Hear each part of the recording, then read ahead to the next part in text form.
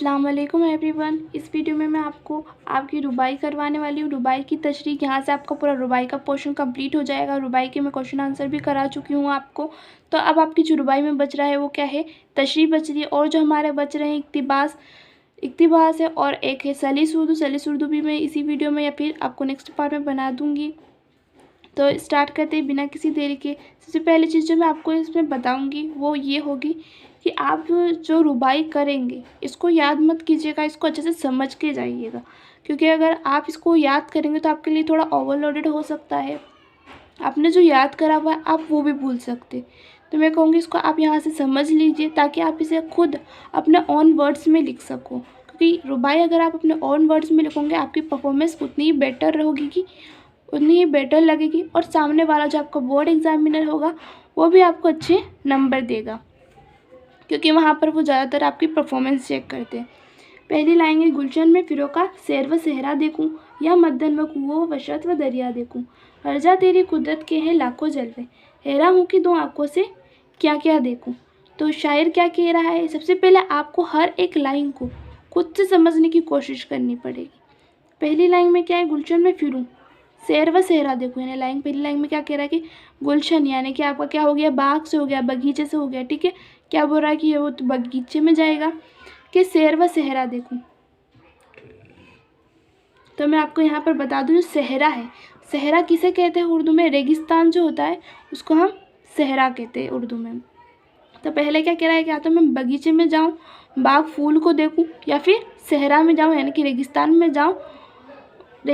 जाऊँ और वहाँ की चीज़ों को देखूं, या मद्दन व कुआं वशत व दरिया देखूं।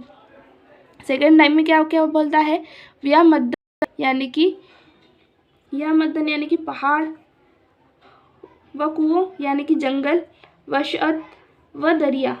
ठीक है, वशअत व दरिया देखूं। हर जा तेरी कुदरत के है लाखों जलवे, यानी कि जहाँ पर भी मैं जाता हूँ, हर जा तेरी कुदरत के है लाखों जलवे, जहाँ पर भी मैं जाता हूँ वहाँ तेरी कुदरत के क्या दिखते हैं, लाखों जलवे देखते हैं। हैरान हूँ कि दो आँखों से क्या क्या देखूँ, और मैं इतना हैरान हूँ कि मेरी सिर्फ दो ही आँखें हैं, इन दो आँखों से तेरी कौन कौन सी नेमतें या तो कौन कौन सी कुदरत के नज़ारे देखूँ। तशरीह में भी वही लिखेंगे जो ऊपर मैंने आपको समझाया है। शायर मीर बाबर अली ने रुबाई के इन चारों मसलों में खुदा की कुदरत बयान की है। चारों मसलों में क्या बताया है उन्होंने, खुदा की कुदरत बयान की है। वह कहते हैं कि मैं किसी बाग में जाऊं या सहरा को देखूं, पहाड़ जंगल दरिया, कानों यानी होता है खदानों, है ना, खदानों को देखूं। जहाँ जाता हूँ एक खुदा तेरी कुदरत के बेशुमार जलवे मेरे मुंतजिर रहते हैं। हालांकि मेरे पास सिर्फ दो ही आँखें हैं, मैं हैरान हूँ कि इन दो आँखों से तेरी कुदरत के कौन कौन से जलवे देखूं। नेक्स्ट है आपकी इसी की है, बाबर अली नीस की क्या है, रुतबा जिसे दुनिया में खुदा देता है वह दिल में परवतनी को जा देता है। कहते हैं तेरी मज़ीद सना आप अपनी, जो ज़र्फ़ की खाली है सदा देता है। तो आपको वही करना है, क्या मैंने जो बताया आपको इसको समझना है, रटना नहीं, याद नहीं करना। इसको क्या करके जाना है, आपको समझ के जाना है। पहली लाइन में क्या बोला, रुतबा जिसे दुनिया में खुदा देता है। पहली लाइन में आपको समझ में आ रही क्या बोला गया है कि अल्लाह ने ना, खुदा ने जिसको इस दुनिया में क्या बहुत ऊंचा मर्तबा मकाम दिया है उसके बारे में बात हो रही है। वह दिल में परवतनी को डालता है, तो उसके दिल में भी क्या करता है, वो एक हमदर्दी, नरमी, ये सब देता है। करते हैं वही मजीद सना आप अपनी, यानी कि फिर थर्ड लाइन में क्या बोला है कि वही लोग होते हैं जो मजीद सना, जो खुद की तारीफ़ें करते हैं। वो कैसे होते हैं, जो ज़र्फ़ की खाली है सदा देता है, यानी कि जो कैसे होते हैं, बिल्कुल खाली दिमाग या बेअकल होते हैं। वही क्या करते हैं, अपनी सना ख्वानी यानी कि अपनी तारीफ़ें खुद अपने मुंह से करते हैं। तो ये चारों लाइन में जो बताया था मैंने आपको सिंपल वर्ड में समझा दिया है। तशरीह देख लीजिए, तशरीह आपको एक बार पढ़ लीजिएगा। तो शायर मीर बाबर अली अनीस की रुबाई ना सहना है, इन्होंने इसमें एक बेहतरीन मशाल के ज़रिए तशबिया की है। इसमें अनीस कहते हैं कि खुदा बंदो करीम ने जिनको ऊंचा मुकाम व मर्तबा दिया होता है, इनके दिल में आजीज़ी और अनकशारी होती है। लेकिन जो लोग बेअकल होते हैं वह अपने मुंह से अपनी तारीफ़ें और सनाख्वानी खुद ही करते हैं। जैसा कि मैंने आपको अभी ऊपर बताया, इनकी एक मशाल खाली बर्तन की जैसी है। कैसी होती है इनकी मशाल? खाली बर्तन की जैसी, है ना, जिसको थोड़ा सा हिलाओ तो इसमें से आवाज़ आने लगती है। लेकिन भरे हुए बर्तन में बिल्कुल आवाज़ नहीं आती है ना। क्या बोला गया है? इन लोगों को खाली बर्तन की तरह बोला गया। जो खाली मतलब बेअकल होते हैं वो कैसे होते हैं? खुद ही बोलते रहते हैं, ठीक है। उसी तरह जो खाली बर्तन होता है वो अपने आप बजता रहता है, उसको जितना चाहो उतना आप थोड़ी सी भी ठोकर लग जाती है तो कैसे बजने लग जाता है। उसी तरह जब भरे हुए बर्तन की बात आती है तो क्या वह खुद नहीं बजता कभी। हासिर के अक्लमंद लोग अपनी तारीफ़ें ख्वानी नहीं करते। मतलब इस मशाल से यही समझाना चाहता है कि जो अक्लमंद लोग होते हैं वह अपनी तारीफ़ें खुद नहीं करते। सेकेंड है तलुक चंद महरूम की। क्या दिया गया है? फितरत की दी हुई मसरत खोकर, औरों को ना कर मलूल गमगीन होकर, ये उम्र बरहाल गुजर जाएगी, हंस हंस कर इसे गुजार या रो रो कर। क्या कह रहा है पहली लाइन में? यानी कि अल्लाह ने तुझे क्या बोला है? फितरत की दी हुई मसरत खोकर, यानी कि अल्लाह ने तुझे जब खुश रहना सिखाया है, ठीक है, तो तू क्या कर रहा है? उस खुशी को छोड़ कर, यानी कि फितरत की दी हुई मसरत खोकर उसको खो दिया तूने। औरों को ना कर मलूल गमगीन होकर, और उसकी जगह तू क्या रह रहा है? गमगीन रह रहा है। और दूसरों के सामने भी तो ऐसे ही जाता है तो क्या होता है? दूसरे लोग भी तुझे देखकर गमगीन हो जाते हैं, उदास हो जाते हैं। ये उम्र बरहाल गुजर जाएगी। फिर थर्ड लाइन में क्या कह रहे कि ये उम्र तो वैसे भी कैसे ना कैसे करके गुजारनी ही है, तू इसे हंस हंस कर इस गुजार कि तू रो रो कर इसे गुजार। तशरीह में इस रुबाई में नसीहत है कि शायर कहते हैं जब खुदा ने तुझे हंसना मुस्कुराना सिखाया है और तू खुश व खुर्रम रह सकता है तो खुश रह, बिला वजह गमगीन अफसरदा होकर दूसरों को गमगीन मत कर। क्यों ना कि अगर वो तुझे गमगीन देखेंगे तो इनके ऊपर भी इसका असर ज़रूर होगा। जब उम्र रही जाना है, यानी कि उम्र तो कैसे भी तुझे गुजारनी ही है यहाँ पर, तो तू इसे हंस कर है तो खुशी खुशी गुजार या रो रो कर गुजार। अगली वाली रुबाई है आपकी मज़हब की ज़बां पर है ना कोई का पयाम, हुस्न अमल और रासुद गोई का पयाम। मज़हब के नाम पर लड़ाई कैसी, मज़हब देता है सलाजोई का पयाम।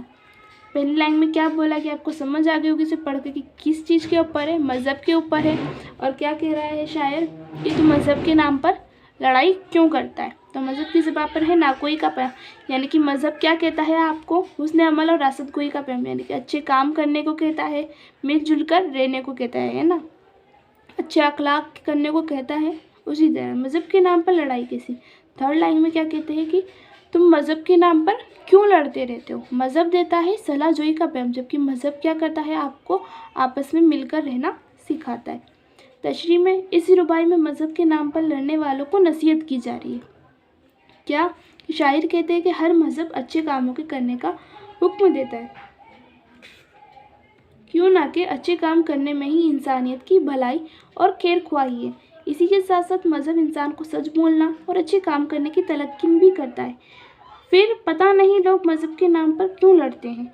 मज़हब तो सबसे मिलजुल कर और साथ रहना सिखाता है, आपस में तफरीकी जुदाई पैदा नहीं करता और अमन चैन से ज़िंदगी बसर करने की हिदायत देता है।